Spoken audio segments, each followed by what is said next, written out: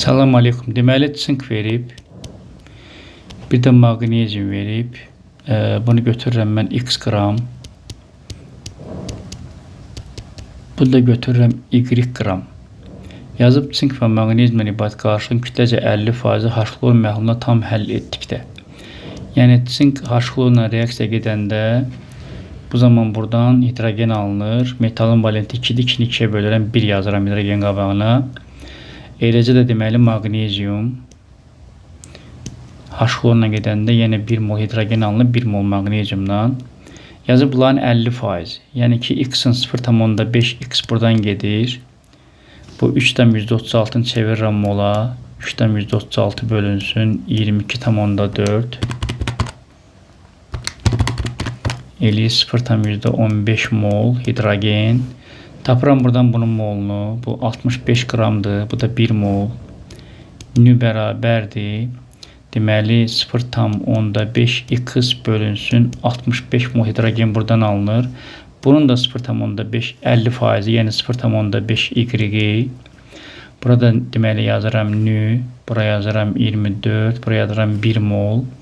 Buradan da nü bərabərdir 0,5 y bölünsün 24. Bunların cəmi nəyə bərabərdir? 0,15-ə. Yəni, bunu buradan pozaq.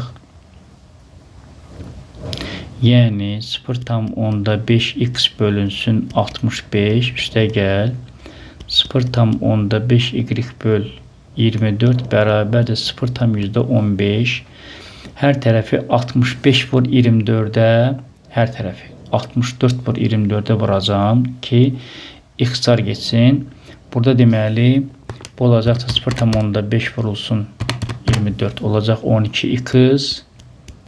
Bu birisi olacaqdır 65 vurulsun 0,5 bu 32,5 y və 0,15'i də 65 vur 24'ə vuranda 234 eləyəcəkdir. Yəni bunu yadımızda saxlayırıq.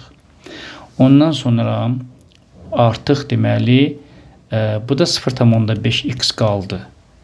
Bu da 0,5 y qaldı. Ancaq bu deyir ki, qarşının qalan hissəsi natrium OH-la gedir. Maqnezium natrium OH-la getməyinə görə biz bunu sinklə davam edirik. Yenə də 1 mol hidrogen alınır. Çünki metalın valenti 2-dir. 2-ni deməli 2-yə böləndə 1 eləyir. Və burada 0,5 x qalmışdı.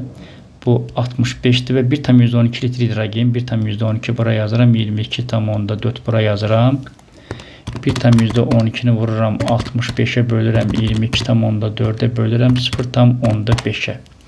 Tapdım ki x bərabərdir 6,5. Deməli bu əvvəl 6,5 idi. Gətirib 6,5'i burada yerinə yazırıq. 12 vurulsun 6,5 üstə gəl 32 deməli 32,5 y bərabərdir 234. 12'ni deməli vuranda 6,5'ə 78 eləyir. Bunu çıxırıq 234'dən. Bölürük deməli 32,5'ə. Bu da 4,8 eləyir. Y. Yəni bunların da cəmi 4,8 üstə gəl 6,5 11,3 eləyəcək.